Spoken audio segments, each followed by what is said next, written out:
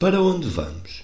A Califórnia tem um dos mais apetecíveis climas do mundo, se bem um pouquinho quente, principalmente no sul, e devia estar fadada a produzir uma sociedade maravilhosa. Uma sociedade totalmente diferente da que agora existe. Uma sociedade altamente disciplinada. Faço com muita cautela o emprego dessa palavra, cujo significado apreciaremos adiante.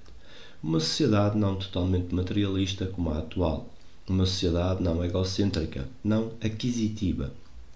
Uma sociedade em que haja uma profunda vida interior em vez desta perpétua busca de entretenimentos, de sensações de toda a espécie. A mim, que andei por todas as partes do mundo, exceto atrás da cortina vermelha, a mim me parece que o mundo está cada vez mais a imitar a América. Este mundo de cinema, divertimentos, futebol, etc., está sendo imitado em toda a parte. E uma pessoa verdadeiramente séria, principalmente se vive neste clima, não pode deixar de fazer a si própria esta pergunta. Que está a América produzindo? Afora carros, viagens à Lua, progresso técnico, prosperidade, grandes concertos, museus, etc., etc. Que está dando realmente? Com exceção da literatura, que é uma forma de entretenimento, com exceção de novos dogmas sectários, de experiências no domínio dos narcóticos, do LSD, etc., etc., que está realmente produzindo este país. Não devemos sabê-lo, perguntá-lo, indagá-lo, não só de nós mesmos, mas também daqueles que estão tentando criar um mundo diferente, uma sociedade diferente, dos políticos principalmente. É bem evidente que os políticos e tampouco os sacerdotes jamais criarão um novo mundo. Devemos interrogar não por simples curiosidade, porém do fundo de nosso desespero e ansiedade, que significação tem tudo isso? Para onde estão indo os entes humanos? Temos feito esta pergunta a vários americanos eminentes, porém eles não têm a resposta para ela e tampouco se obtêm resposta no Oriente. Todos têm uma certa fórmula especulativa, uma certa esperança, mas não se pode construir uma sociedade na base de esperanças ou fórmulas. Uma sociedade só pode ser edificada por um pequeno grupo de pessoas dedicadas, não persuadidas pela ambição, pela avidez, pelo princípio do prazer. E já que viestes a ouvir estas palestras e explicações, eu gostaria de saber qual é a vossa resposta. Não uma resposta especulativa, uma resposta baseada numa esperança, num certo mito fantástico. Considerando-se o mundo, não só o que se passa neste país, na Ásia, mas também na Rússia, onde estão ocorrendo grandes mudanças e onde se acentua cada vez mais a tendência para a direita, considerando-se tudo isso, não podemos deixar de interrogar-nos se a nova semente já estará a germinar, se já estará a nascer uma nova cultura, uma nova sociedade, uma mente nova, não moldada pelo velho padrão, não pertencente a religião alguma, a nenhum grupo, classe, seita, isenta de infantilidades que hoje praticamos. Não sei se alguém já fez esta pergunta, cada um provavelmente anda sobremodo ocupado com os seus próprios problemas ou está preso na armadilha, a dar voltas e mais voltas, sem ter tempo, nem lazer, nem vontade de investigar. Estes, é claro, não podem responder àquela pergunta, mas aqueles que já a fizeram seriamente a si próprios, principalmente numa terra como esta, onde há tanta folga, onde uma pessoa pode ficar sentada debaixo de uma árvore e contemplar o céu azul, onde o clima é suave, onde há abundância de comida, de roupa, grande prosperidade, que resposta poderão dar? Estará tudo perdido? Já estará o país em declínio, sem nunca ter amadurecido? E aqui temos outra palavra difícil, madureza. Quem é que vai responder à pergunta? Algum filósofo? Algum cientista? Alguém que estudou a fundo a história e está cheio de conhecimentos e sabe o que a sociedade deve ser e deverá ser? Ou temos de apelar para algum clarividente, algum visionário, algum impostor, possuidor de meia dúzia de ideias? Quem vai dar a resposta? E bem me parece que os entes humanos em todo o mundo já não têm fé em coisa alguma, nem nos deuses que o homem inventou por medo, nem nos cientistas, nem nos políticos, nem nos livros, nem nos teólogos. com seus pensamentos condicionados. Como não se pode mais ter fé em ninguém, como fundamentalmente também não temos fé em nós mesmos, porque andamos tão confusos e incertos, tão atormentados por inumeráveis desejos e como, enfim, de modo nenhum devemos deixar-nos guiar por alguém, cada um de nós tem de descobrir a resposta por si mesmo como ente humano. Se respondeis como indivíduo, prestai atenção, por favor.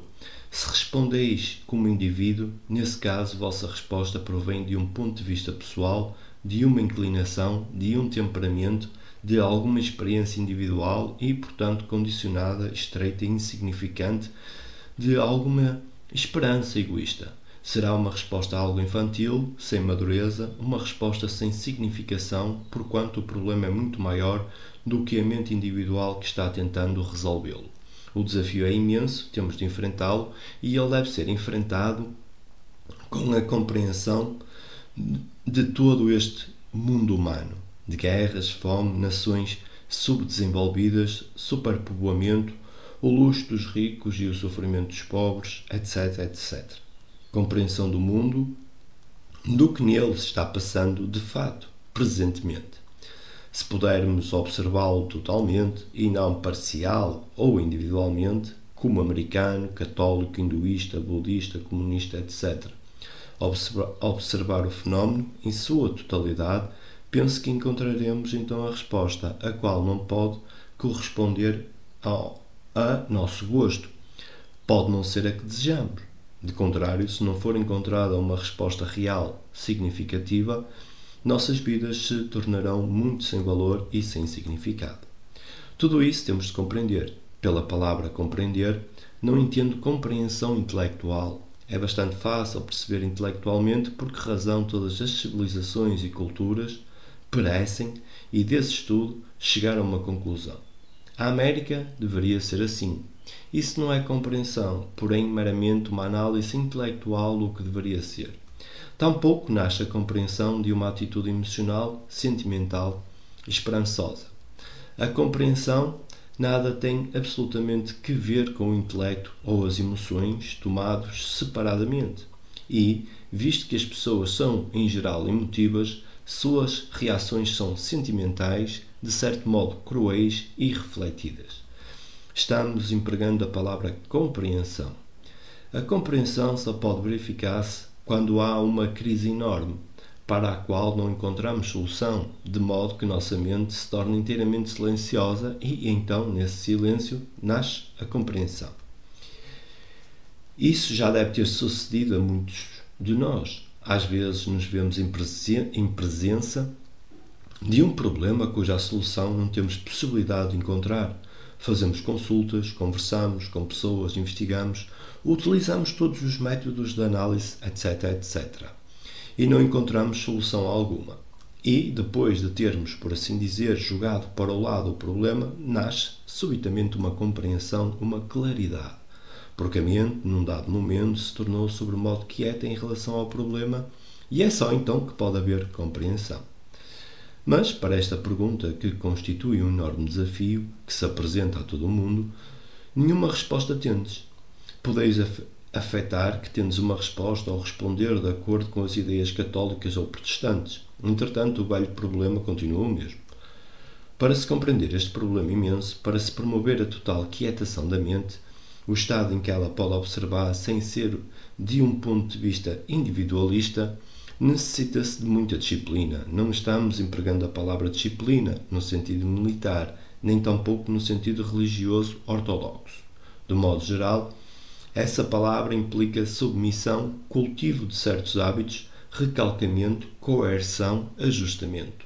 Tudo isso está, geralmente, implicado na palavra disciplina. Mas nós a estamos empregando num sentido todo diferente. O radical da palavra disciplina significa aprender, e ninguém tem possibilidade de aprender se está meramente a ajustar-se, a recalcar, a controlar. Portanto, mais uma vez, é necessário compreender o significado da palavra aprender, porque se não houver a disciplina correta, nenhuma possibilidade tem a mente de encontrar a resposta correta, a resposta que contém o significado, a estrutura, o todo da vida. Para compreender, há necessidade de disciplina. Segui com paciência o que eu estou dizendo, prestai atenção. A compreensão não é produto do intelecto, nem da emoção ou do sentimento. Como dissemos, a compreensão vem quando a mente está perfeitamente quieta, sem movimento algum em qualquer direção. Quando observais uma árvore, se alguma vez já o fizeste, quando olhais uma árvore, vossa mente nunca observa essa árvore. O que observa é a imagem que ela criou a respeito da árvore. Essa imagem está sempre em movimento, jamais quiescente. Está-se-lhe sempre a adicionar ou a subtrair alguma coisa. Só quando está muito quieta, num estado de real observação, completamente imóvel, a mente observa a realidade que é a árvore. Qualquer problema, principalmente este que ora nos defronta, a crise da consciência humana, só pode ser resolvido radicalmente com aquela compreensão resultante da disciplina. Mas, por disciplina, não entendemos adestramento, submissão, coerção, ajustamento, mediante intimidação, ameaça de punição, etc. A disciplina vem naturalmente quando há aprender. O aprender, de certo, está sempre no presente ativo. Estou sempre aprendendo, sempre no presente ativo. Esse presente ativo do aprender cessa quando se torna passado. Aprendi. Continuai a prestar atenção, por favor, porque iremos entrar numa matéria que poderá tornar-se um pouco difícil se não compreenderdes primeiro isto. O que geralmente acontece é que, depois de termos aprendido, de termos acumulado conhecimentos, tecnologia, atuamos. Ou, neste atuar, depois de aprender, aprendemos mais coisas que acrescentamos ao já sabido. Exato? É isso que estamos sempre fazendo. Aprende da experiência, guarda essa experiência na memória como conhecimento e toda a nova experiência é traduzida de acordo com o que tenho acumulado e assim estou sempre a aumentar meus conhecimentos e, por conseguinte, nunca aprendendo. Aprender é presente ativo, é a ação, um movimento que está sempre no presente, por conseguinte, aprender é a ação, não é atuar depois de aprender. A ação tem então significado totalmente diferente. Está-se então sempre aprendendo e a vida, por conseguinte, é sempre nova. Nunca há um momento posterior ao aprender, nem a ação baseada nesse passado, de modo que nunca há conflito com o presente ou com o futuro. Isso exige enorme atenção e percebimento. A maioria de nós é muito fácil acumular e armazenar dados, experiência, que chamamos conhecimento, e depois atuar de acordo com esse conhecimento adquirido. Isso é a ação mecânica. Não requer muita energia. Não requer muita atenção, percebimento e intensidade. Mas, se compreende o significado da palavra aprender, o que há, então, é um movimento real no presente, sempre no presente, por conseguinte, nunca há um momento de conhecimento acumulado e da ação nele baseado. Aprender é estar sobre modo conscio, não daquilo que já sabemos, prestai atenção agora, e que se torna o chamado inconsciente. Entendeis? Está-vos parecendo uma espécie de quebra-cabeças. Bem, para mim, não existe inconsciente. Esta é uma das coisas muito em moda hoje em dia, investigar, examinar, analisar o inconsciente, examinar os sonhos, sabeis de tudo o que se anda fazendo a esse respeito. Só há consciência. Ela é comparável a um campo. Ou tomamos o campo globalmente para olhá-lo, observá-lo, ou tomamos apenas um canto dele e chamamos a isto inconsciente, àquilo consciente. A isto, a ação, aquilo outra coisa que temos de examinar. O aprender é uma coisa extraordinariamente vital que produz abundante energia porque nele não há conflito. Entendeis? Nossa energia está agora sendo dissipada, perdida entre o que foi acumulado pela experiência, pela instrução, etc., etc., e a ação. E por essa razão existe uma contradição no ajustar a ação ao conhecimento. Onde há contradição, há desperdício de energia e nossa vida é uma contradição, por conseguinte, uma constante dissipação de energia. Espero não estáis meramente a ouvir palavras, porém observando a vossa própria atividade mental, porque seria uma coisa inteiramente vã virdes assistir a estas palestras para apenas ouvir palavras e depois vos irdes aprovando o que ouvistes ou dizendo, ora, tudo isso é velharia. Mas, se estáis cônscios não só daquilo que o orador está dizendo, mas cônscios também de vós mesmos em relação com o que se está dizendo, então o ato de escutar tem enorme importância. Estais então descobrindo por vós mesmos o que realmente está sucedendo. É também de enorme importância descobrir como se deve escutar. Nós quase nunca escutamos, ou estamos por demais ocupados com os nossos problemas pessoais, nossos pontos de vista individuais, nossas diversões, ou em defender-nos, proteger-nos. Isto é, proteger a imagem que formamos de nós mesmos, ou, quando escutamos, estamos interpretando, concordando ou discordando, chegando a uma conclusão ou comparando o que ouvimos com o que já sabemos. E assim nunca estamos a escutar verdadeiramente. Se estáis cônscios de tudo isso a que acabamos de referir-nos, esse próprio percebimento é disciplina. Já dissemos que a palavra disciplina significa aprender e não ter aprendido. Mas, como temos dito, o aprender exige muito percebimento do mecanismo do nosso próprio pensar e sentir. Percebimento sem escolha, é claro. No momento em que escolhemos ou dizemos gosto, não gosto, estamos pondo em cena o fator escolha. Mas se, ao contrário, estáis simplesmente cônscios de vossos mecanismos de pensar, sentir, ter prazer, desprazer, experiência, conhecimento, etc., simplesmente cônscios, sem escolha alguma, estáis então num estado de aprender. Nesse aprender não há dissipação de energia. Pelo contrário, vossa mente está extraordinariamente vigilante, ativa e, por conseguinte, altamente sensível. E a mente que está viva, sensível, que está aprendendo e tão repleta de energia, não necessita de droga nem de estimulante de espécie alguma, porque então o aprender é em si um desafio e a reação a esse desafio é o ato de aprender. Essa mente pode responder à pergunta, ao desafio. Tem o viver verdadeira significação? Não uma significação inventada, como a dos existencialistas, dos católicos, dos viciados das drogas, etc., etc. Porém, a significação real e profunda para vós mesmos, descoberta. Por influência dessa mente, poderá então nascer uma sociedade diferente. Nossa sociedade, como atualmente constituída, não tem significação alguma. 3 refeições por dia, uma casa, confortos, etc. Se desejais penetrar mais fundo nesta matéria, tendes de compreender bem o princípio do prazer. Desejais fazer perguntas ou preferis que eu continue? Auditório, continuai.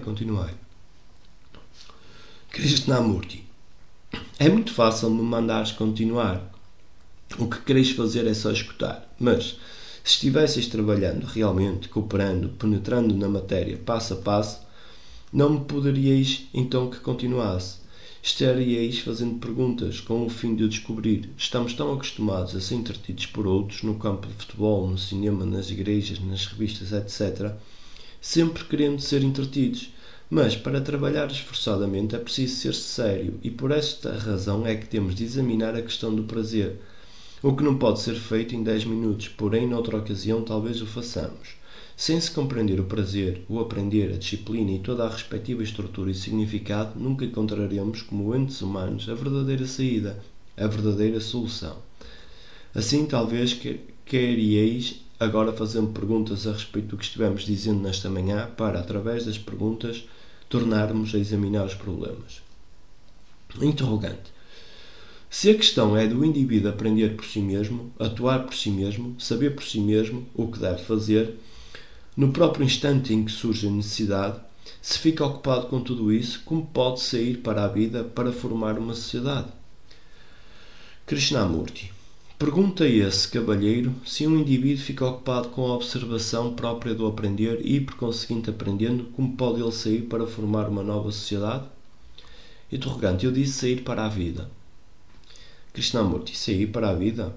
Interrogante. Quer dizer, formar uma nova sociedade. Krishnamurti. Senhor, viver é aprender, não? A vida é um movimento infinito. Como um rio imenso e profundo de grande caudal, ela está a fluir incessantemente. E aprender a respeito da vida é observá-la sem escolha, é acompanhá-la infinitamente. E esse movimento consistente em acompanhar a vida é a criação de uma nova sociedade. Não tendes de aprender primeiro para depois sairdes. Vede, senhores, nós só observamos realmente o que pensamos, o que sentimos, os nossos motivos. Não vai nisso nenhuma crítica pessoal, mas o fato é que não o fazemos. Se alguma vez percebemos tudo isso e se trata de um percebimento discriminativo, isso já não é percebimento. Percebimento é estar cônscio de tudo, das pessoas aqui sentadas, das cores, das árvores, da luz que brilha na folha, do barulho, é ver as montanhas, o movimento do vento nas folhas. Percebimento não é concentração. Esta matéria, também, não podemos considerar agora, mas separar a vida e o indivíduo para estudar exclusivamente o indivíduo é criar um abismo de contradição e aflições. O indivíduo, o ente humano, vós e eu, é a vida. Infelizmente, esta vida foi dividida em nacionalidades, grupos, seitas, crenças, isto e mais aquilo. Aprender a respeito de todo o movimento da existência é estar cônscio desse imenso campo. Não se trata de separar a vida da ação, ou aprender do criar, porém sim de olhar todo inteiro o campo da vida. Compreendeis, senhores? Um minuto, senhor. Sei que estáis cheio de perguntas e respostas. Interrogante. Trata-se da mesma pergunta. Eu queria formulá-la diferentemente. Krishnamurti, e eu estou respondendo à mesma pergunta. Senhor, observar o mundo em sua totalidade, não como Vietnã, Rússia ou China. Olhá-lo não como indivíduo ou como cristão, católico, hinduísta, budista, etc. Perceber em seu todo esse enorme movimento humano de agonia, desespero, amor, tragédia, ciúme, enfim, todos os tormentos e ânsias da humanidade. Perceber tudo isso globalmente, eis o verdadeiro problema. É possível ver esse todo não intelectualmente? Se o perceberdes com um simples olhar, num relance, tereis a resposta. Não estareis mais olhando o mundo como indivíduo, já não estareis pensando no mundo como Oriente e Ocidente, comunista e não comunista, etc. A questão é de sabermos se é possível olhar todas essas divisões, contradições, sofrimentos e batalhas, olhar tudo isso como um todo. Se fordes capaz de olhá-lo dessa maneira total, tereis então uma resposta total e não uma resposta parcial. E só essa resposta poderá resolver qualquer problema. Mas essa percepção da totalidade exige atenção completa. Quando uma pessoa está realmente atenta, e com isso queremos dizer quando está dando sua mente, seu coração, seus olhos, seu cérebro, tudo, nessa atenção não existe nenhum observador e, por conseguinte, o observador é a coisa observada. Só há atenção. Trataremos também disso noutra ocasião. Interrogante. É possível operar uma mudança, criar uma nova sociedade pelo emprego da força? A força não é produto do medo? Krishnamurti. O interrogante indaga. É possível criar uma nova sociedade pelo emprego da força, da compulsão, da ameaça de punição? Uma vez que tudo isso se baseia no medo, evidentemente não se pode criar nada de novo. Interrogante. Eu queimei o meu ego e, por isso, desejo perguntar-vos. Considerais o mundo em situação tão desesperadora que necessite dessa transformação da mente? E a segunda pergunta seria esta. Krishnamurti. Ó Senhor, basta uma pergunta. O interrogante indaga. Como é possível transformar totalmente uma sociedade? O interrogante. Não é isso. Considerais o mundo em situação tão desesperadora que necessite dessa transformação da mente? Krishnamurti. Quem fará essa transformação? Os sacerdotes já a tentaram. Tentaram-na os teólogos por muitos e muitos séculos. Como se fosse possível recebermos a transformação de um agente exterior. Essa transformação já se tem acenado com o céu e ameaçado com o inferno para consegui-la, mas nenhum resultado se conseguiu e ninguém mais crê que outrem possa transformar uma pessoa. Tudo isso é por infantilidade, são coisas passadas e acabadas. Cada um tem de transformar a si próprio. Interrogante, dissestes, e cito vossas palavras, para mim não existe inconsciente. Ora, a pergunta que vos faço é esta. Para mim existe um inconsciente, esse fervilhar que vem de dentro da maioria de nós. A pergunta é, como se pode alcançar esse ponto de percebimento em que só há consciência sem o inconsciente? Krishnamurti. Senhor, que é o inconsciente? Não respondeis de acordo com Freud ou Jung e demais analistas, porém dizei o que é realmente o nosso consciente. Já o examinastes a fundo? E também a questão é esta, como descobrireis o que é o vosso inconsciente sem precisares de que alguém vos diga? Percebeis a diferença? Alguém me diz que estou com fome. Isso muito difere do verdadeiro estado de sentir fome. Não achais? Posso descobrir o que é o meu inconsciente e qual o instrumento que o descobrirá. O sensor, o observador, o analista, o pensador. E o pensador é diferente do pensamento? Quando consideramos isso que se chama inconsciente, que é ele, e porque tem essa tremenda importância. E ele é uma coisa tão trivial, tão insignificante, tão sem valor, como a mente consciente, porque lhe atribuirmos também importância. A pergunta é como, em primeiro lugar, analisar o inconsciente. Um momento, Senhor, estou chegando a este ponto e depois de observá-lo, transformá-lo todo em consciente. É isso, Senhor. Interrogante, é? E Krishnamurti, aí está. Precisamos considerar este assunto com muita atenção. Como podeis examinar o desconhecido? Entendeis esta pergunta? Dizemos que o inconsciente jaz muito profundamente sepultado. Como podemos examiná-lo? Por meio de sonhos, por meio das comunicações e sugestões que ele transmite ou projeta? E por que sonhais? Porque deveis sonhar. É preciso descobrir, em primeiro lugar, como encontrar-nos com o inconsciente e como observá-lo.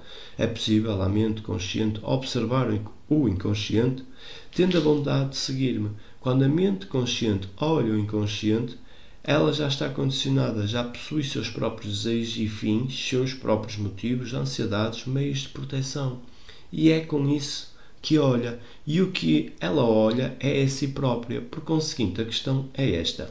É possível observar uma coisa oculta que não pode ser percebida pela mente consciente? Entendeis minha pergunta? Vede, Senhor, existe uma coisa oculta que chamamos inconsciente. Como posso conhecê-lo? Quer dizer, como posso entrar realmente em contacto com ele, sem ser por meio de ideias pelos ditos de outros, entrar em real contacto com ele? Para se entrar em contacto com uma coisa, realmente imediatamente, necessita-se da total quietação da mente consciente. Exato, evidentemente. E, quando a mente consciente está totalmente tranquila, há então o inconsciente. Interrogante, como se consegue isso? Como? A palavra como é a parte mais importante desta pergunta. Krishnamurti, vede, primeiramente, Senhor, o que ocorreu se me estivestes seguindo. No momento em que a mente consciente se encontra totalmente quieta, sem nenhum movimento de prazer, experiência, conhecimento, etc., não há então nenhum inconsciente. Ora, o interrogante pergunta, como conseguir isso? Como? É a pergunta mais insidiosa que há, porque quando se pergunta como, quer-se um método, um sistema, e assim que começamos a seguir um sistema, um método, uma prática, estamos dentro da armadilha desse sistema, método, prática e, portanto, incapacitados de descobrir. Estamos presos. Mas, se perceberdes a coisa realmente, perceberdes que só a mente que está totalmente quieta é capaz de observar, se compreenderdes isso, perceberdes num relance a verdade respectiva, tornar-se-á então inexistente o inconsciente. Mas se disserdes, mostrai-me o caminho que devo percorrer para consegui-lo, isso é como uma pessoa ir para o colégio para tornar-se inteligente. Interrogante, eu gostaria de saber, quando a mente está quieta, em silêncio, o que acontece com o corpo. Krishnamurti, o corpo está também quieto. Não separamos o corpo, a mente, o coração, o sentimento e o pensamento. Entendeis? Esta é realmente uma questão muito complexa. Pode-se quietar o corpo por meio de vários artifícios, por meio de tranquilizantes, pílulas, ou o próprio tranquilizante interior da pessoa, por meio do pensamento, da repetição de palavras, de sentar-se numa certa postura, respirando de uma certa maneira. É perfeitamente possível aquietar o corpo. Isso já se tem feito e, entretanto, no final de tudo, a mente permanece a mesma mente insignificante e sem valor. O que nos interessa é o processo integral e não apenas uma parte dele. Interrogante, qual o lugar que compete à memória na educação? Krishnamurti, já falámos durante 1h15. Penso que basta, não? Poderemos considerar este assunto na próxima reunião, se porventura desejardes então fazer esta pergunta.